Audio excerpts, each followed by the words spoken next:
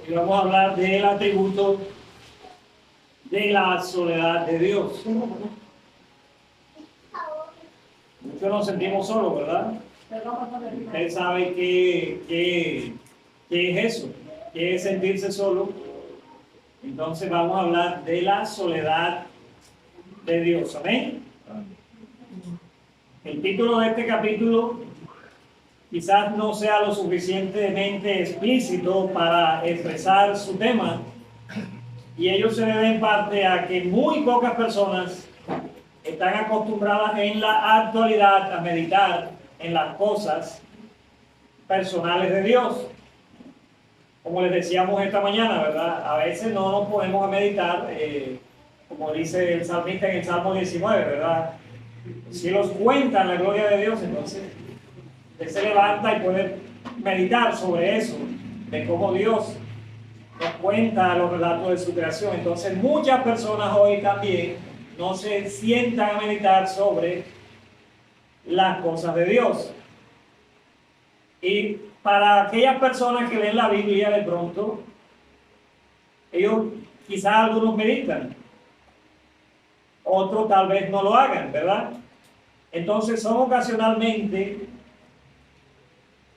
los que lo hagan, y esto nos deja un poco de sabor de lo que es la grandeza, lo que es el carácter divino,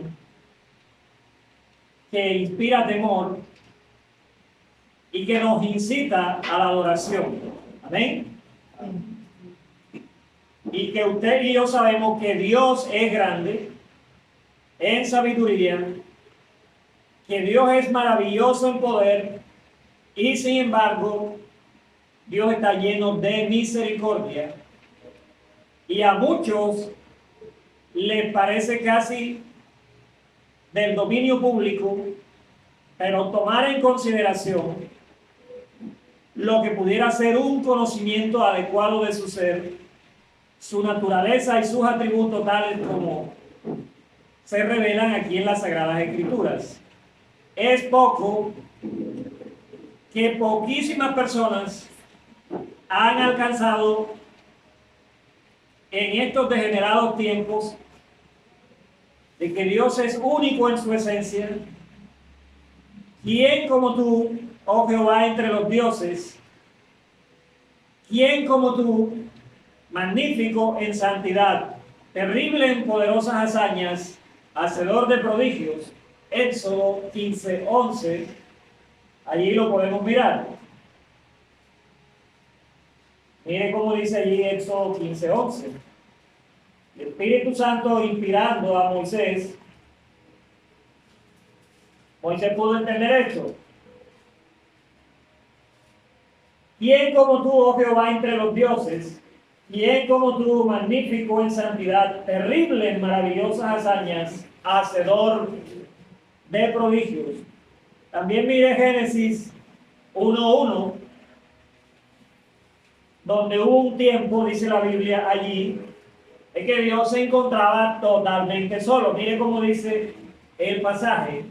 En el principio creó Dios los cielos y la tierra estaba desordenada y vacía, y las tinieblas estaban sobre la faz del abismo, y el Espíritu de Dios se movía sobre la faz de las aguas.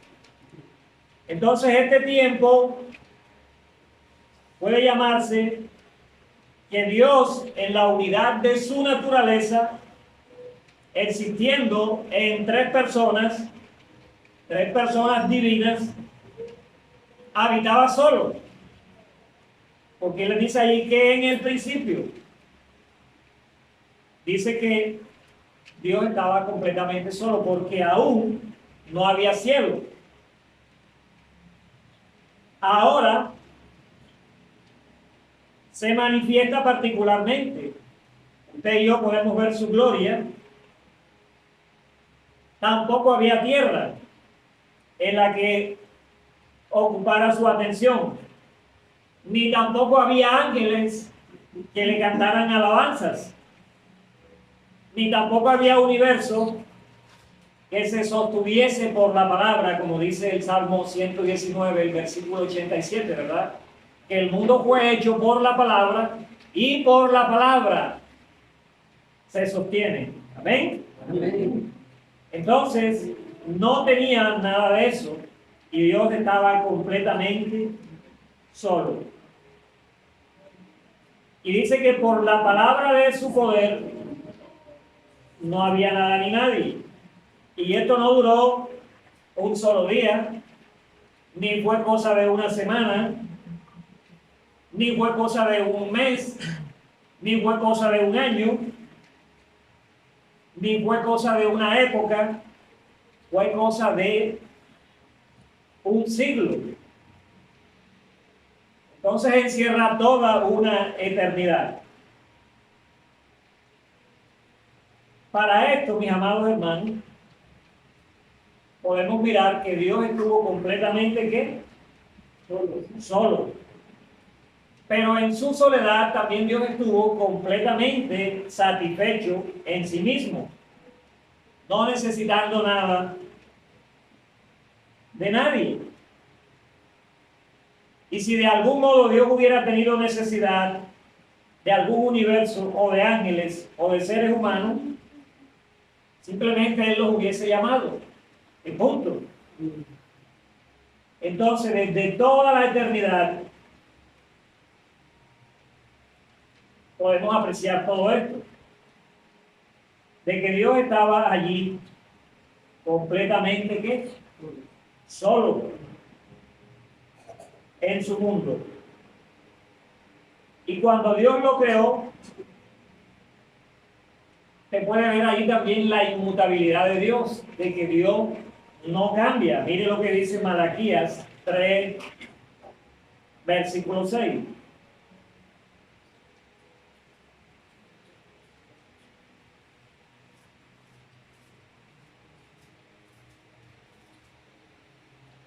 Dice Malaquías 3:6, porque yo Jehová no cambio.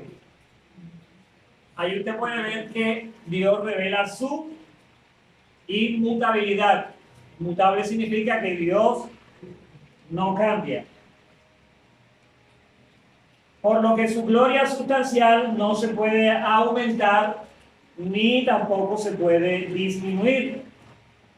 Tampoco Dios estaba bajo ninguna coacción o obligación o necesidad alguna de crear.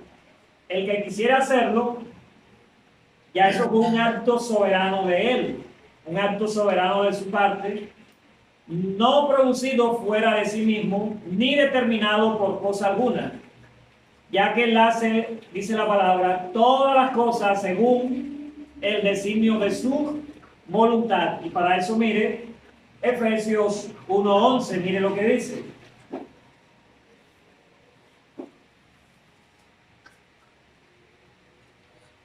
Dice, en Él asimismo tuvimos herencia, habiendo sido predestinados conforme al propósito del que hace todas las cosas según el designio de su voluntad. Entonces, como usted puede ver allí, Dios hace todas las cosas según el designio de su voluntad en su acto ¿qué?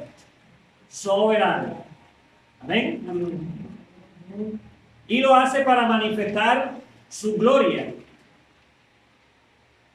¿Cree alguno aquí que quizás hemos tal vez ido más allá de lo que Dios nos autoriza? La Escritura entonces sería una cosa que usted y yo podríamos hacer nuestra apelación aquí, ¿verdad? ¿Cuál sería nuestra apelación? Que la Escritura está hablando de la ley y el testimonio. Hay otra palabra que dice, levantaos, bendecid a Jehová, vuestro Dios, desde la eternidad hasta la eternidad. Y bendígase el nombre tuyo, glorioso, alto, sobre toda bendición y alabanza. Vamos a mirar Nehemías, el capítulo 9, versículo 5. Mire cómo dice. Esos son los profetas menores. Nehemías 9:5.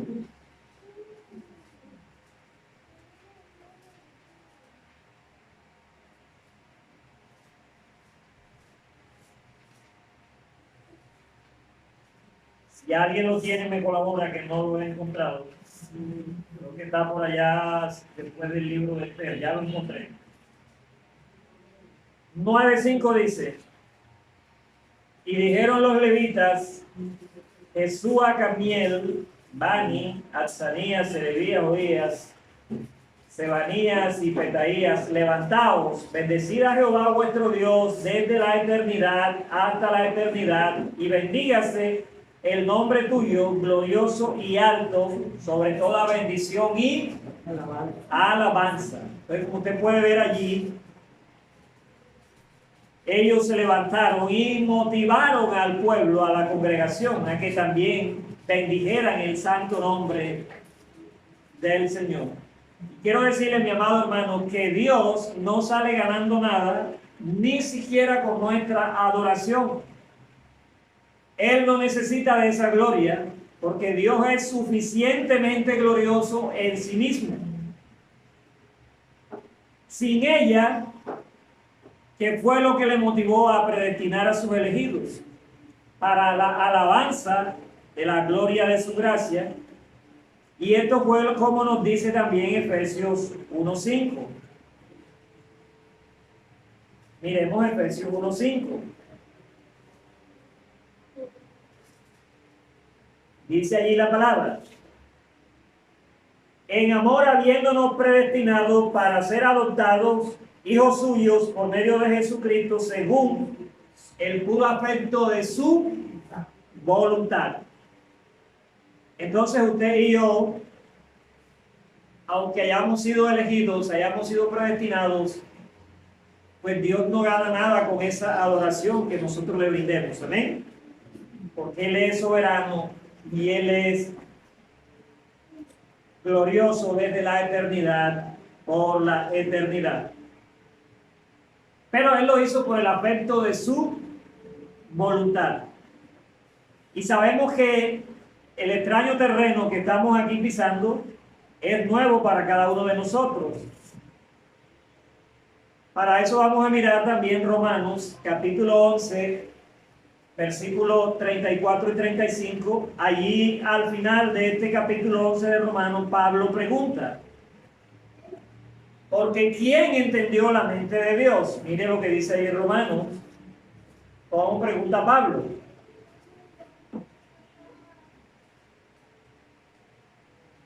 ...34 y 35, capítulo 11, dice: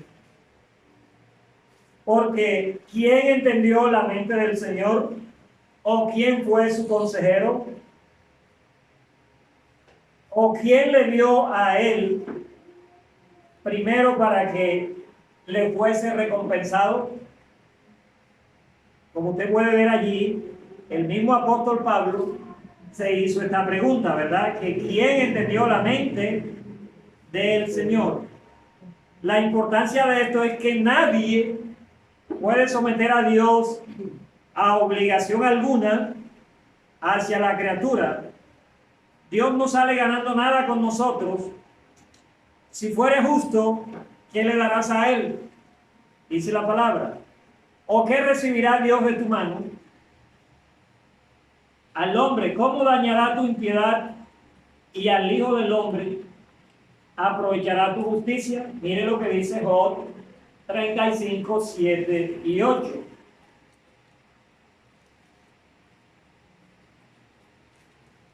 Antes de los Salmos, encontramos el libro de Job, capítulo 35.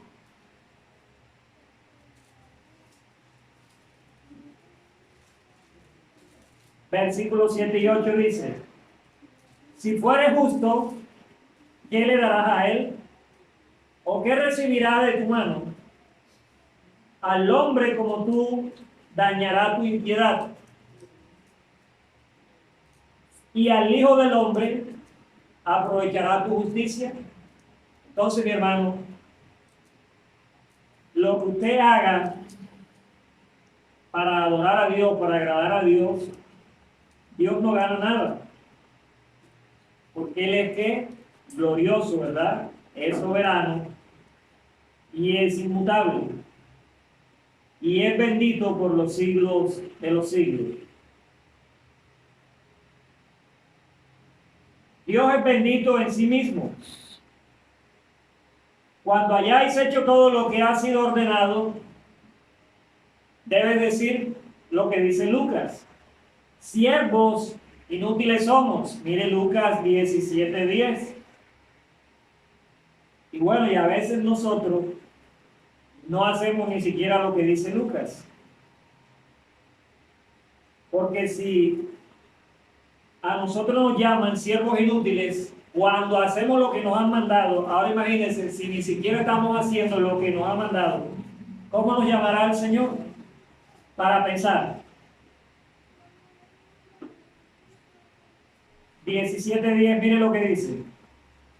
Así también vosotros, cuando hayáis hecho todo lo que os ha sido ordenado, decir, siervos inútiles somos, pues lo que debíamos hacer, hicimos.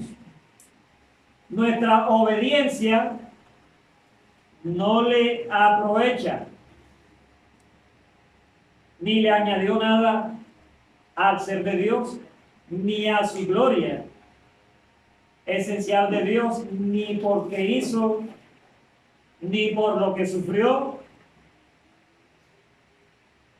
Es verdad que Dios es bendito, que Dios es glorioso. Es verdad que nos manifestó su gloria. Todo eso es verdad. Pero con todo eso que le estoy diciendo, mi hermano, aunque nosotros le adoremos, eso no le añade nada a Dios. Y Él lo declara explícitamente. Y sin manifestación posible, al decir, mi bien a ti no aprovecha. Mire lo que dice en el Salmo 16:12.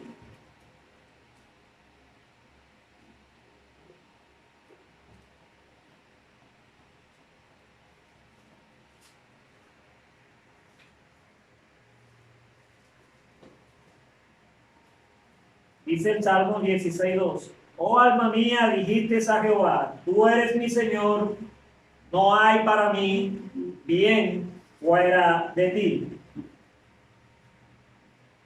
Todo este Salmo 16 tiene que ver con nuestro Señor Jesucristo. La bondad o justicia de Cristo aprovecha a sus santos aquí en la tierra. Mire lo que dice el Salmo 16:3.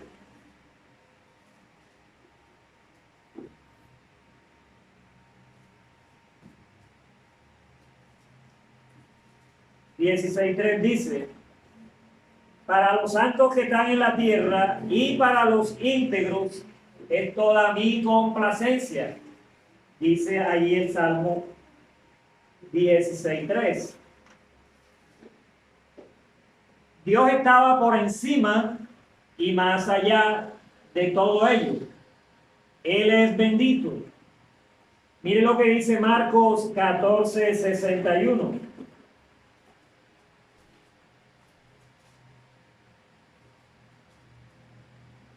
Dice Marcos 14:61. Mas él callaba y nada respondía. El sumo sacerdote le volvió a preguntar y le dijo, ¿eres tú el Cristo, el Hijo del bendito?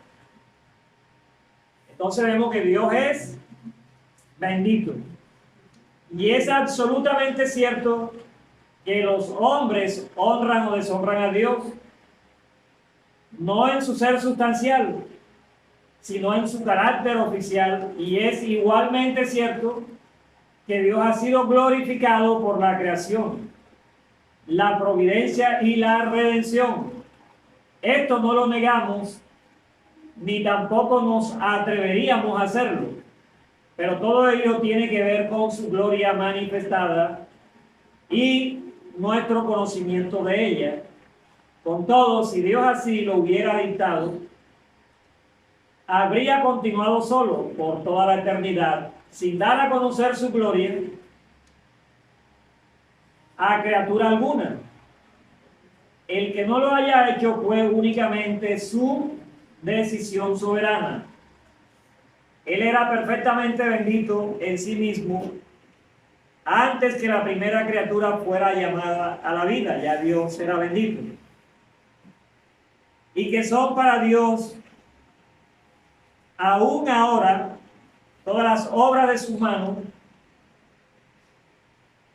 Podemos dejar o esperar que la escritura vuelva y conteste otra vez. Mire lo que dice Isaías 40, 15 al 18. ¿Cómo dice allí la palabra?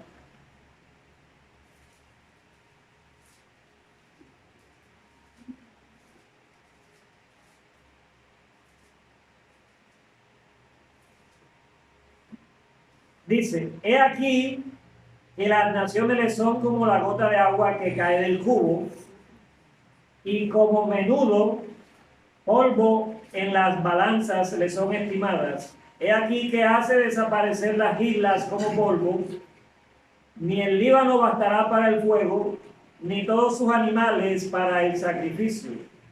Como nada son todas las naciones delante de él, y en su comparación serán estimadas en menos que nada, y que lo que no es. ¿A qué pues haréis semejantes a Dios?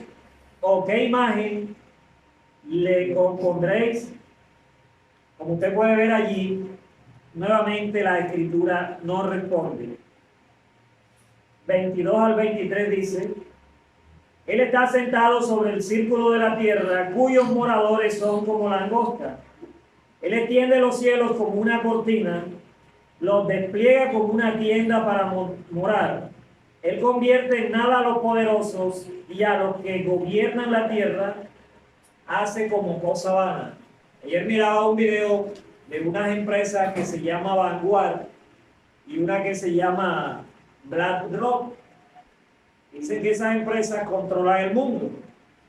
Pero entonces los investigadores investigan, entonces dicen que Vanguard aparece como accionista en BlackRock, y cuando investigan a BlackRock aparece como la dueña de Vanguard. Entonces, es el mismo sistema que aparentan una competencia, pero son los mismos. Y como puede ver, así mantienen al mundo engañado. Pero Dios está diciendo que a toda esa gente la coge, ¿qué? Y lo vuelve como nada, porque para Él eso es nada. Amén. Porque Él es el soberano, el todopoderoso. Cuán infinitamente distinto es el Dios de la Escritura al Dios que nos muestran en los púlpitos hoy. Es muy diferente. Y usted mira que no hay nada distinto en el Dios que nos muestran en el Antiguo Testamento y en el Dios que nos muestran en el Nuevo Testamento.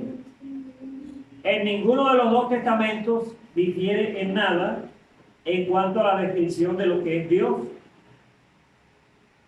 Como usted puede ver, si hablamos del Dios del Antiguo Testamento, tiene la misma relación con lo que hablamos en el Dios del Nuevo Testamento.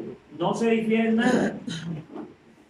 Y es que no podía ser tampoco de otro modo, porque ambos tienen el mismo autor. Tanto el autor del Nuevo Testamento es el mismo como es el autor del Antiguo Testamento, ¿verdad?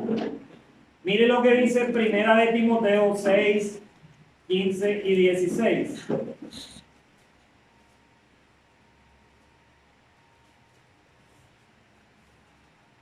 Dice allí la palabra,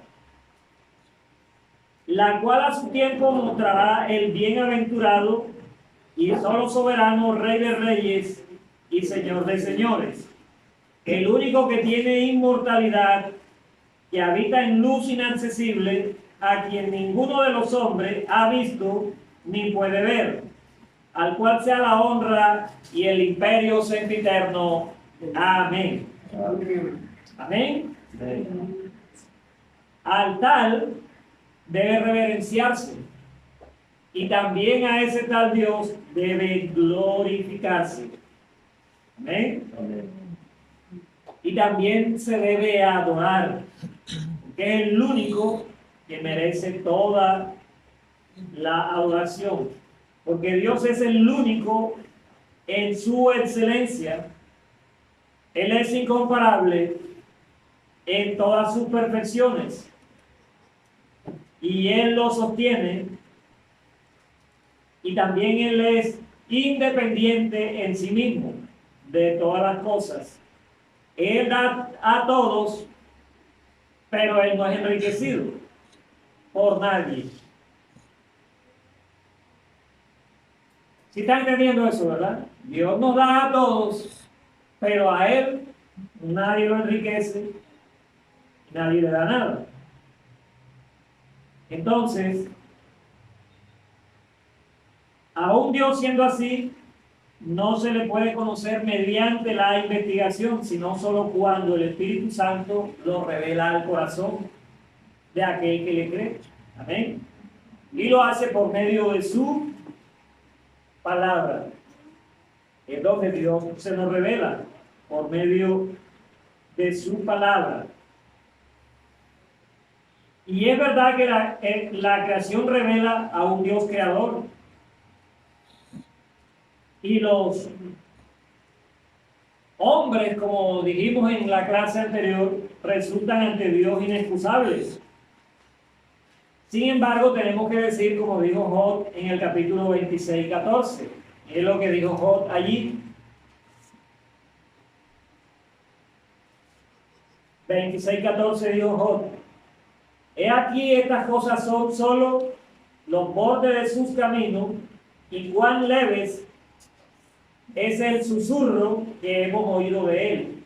Pero el trueno de su poder, ¿quién lo puede comprender? Usted y yo, mi amado hermano, tenemos que decir lo que también dijo Job aquí, en esta palabra. Amén. Porque muchos apologetas hoy han intentado rebajar a Dios a la comprensión finita y se ha perdido de vista su excelencia única. Se ha hecho una analogía con el hombre salvaje que encuentra un reloj en la selva y que después de un examen del mismo reloj, el hombre deduce que existe un relojero que hizo el reloj y que el salvaje trata de hacerse una imagen de ese relojero. Su conocimiento, su carácter moral, que en conjunto forma una personalidad, podría nunca concebir o imaginar a un hombre real. Al hombre que hizo el reloj y decir, yo lo conozco tal, no lo puede decir, ¿verdad? Entonces, una pregunta que parece fútil, que ese relojero del salvaje también es comparado con el Dios de la Escritura. Solo lo pueden conocer a Él mismo, como Él lo dice en su palabra. Lea Juan 4:24. Que dice allí que Dios es ¿qué?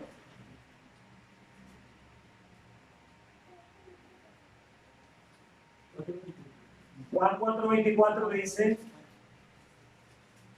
yo me lo sé, pero no quiero parafrasearlo para no equivocarme. Dice, Dios es espíritu, y los que le adoran en espíritu y en verdad es necesario que adoren. Amén. Entonces, mire, solo a los que Él se da a conocer con el intelecto, usted no lo puede conocer. De esa manera usted no va a conocer a Dios, sino como dice Juan 4:24. A Dios hay que adorarlo espiritualmente. Amén. Espiritualmente es que usted lo puede conocer, mi hermano. Amén. Amén. El hombre caído está muerto. Amén. Está muerto en lo carnal. Todo lo que es espiritual, a menos que nazca de nuevo, y entonces Dios lo traslade de la muerte a la vida, no podrá ni siquiera ver la luz. Mire lo que le dijo allí Jesús a este hombre en Juan 3:3.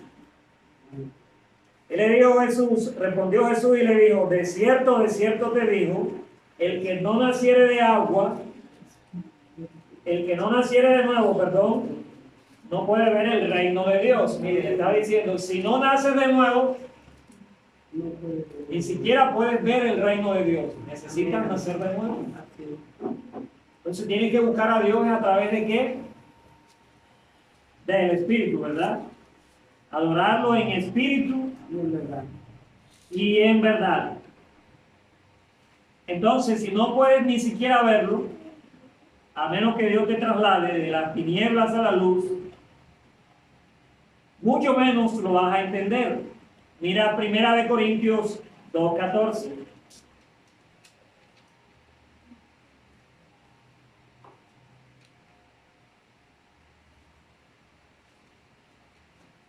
Pero el hombre natural no percibe las cosas que son del Espíritu de Dios, porque para él son locura, y no las puede entender porque se han de discernir espiritualmente. Entonces, mi amado hermano, tenemos que buscarlo, es a través del Espíritu, a través del Espíritu Santo. Y el Espíritu Santo ha de resplandecer en nuestros corazones, no en el intelecto, para darnos el conocimiento de la gloria de Dios en la paz de Jesucristo. Mire 2 Corintios 4:6.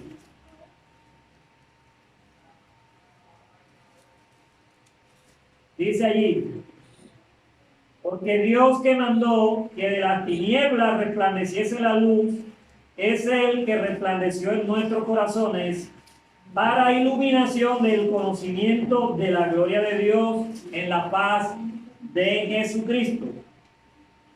El alma regenerada ha de creer en la gracia y del conocimiento de nuestro Señor Jesucristo. Mire 2 de Pedro 3:18 y terminamos con esto. 2 de Pedro 3:18, mire lo que dice. Antes bien, creced en la gracia y el conocimiento de nuestro Señor y Salvador Jesucristo. A Él sea la gloria, ahora y hasta el día de la eternidad. Amén. Usted y yo debemos agradar a Dios en todo, mi hermano. Y debemos crecer e ir creciendo en el conocimiento de Dios. Como dice Pedro aquí, en el capítulo 3, versículo 18. Espero que esta palabra haya sido de bendición para tu vida. Y que hoy tú salgas de este lugar siendo un mejor ciudadano de su reino. Oremos. Padre, te damos gracias. Gracias, Dios, por tu palabra, Señor. Gracias por este atributo, Padre. Gracias porque cada día nos edificamos más en el conocimiento de tu palabra, Dios. Gracias por cada familia que vino en este día, Señor. Gracias por los que no pudieron llegar, Padre. Que la bendición tuya también les alcance allí donde estamos, Dios. Que tengas misericordia de ellos, les perdones este pecado, Señor. En el poderoso nombre de Jesús te damos toda la gloria y toda la honra. Amén. Bien, mis amados.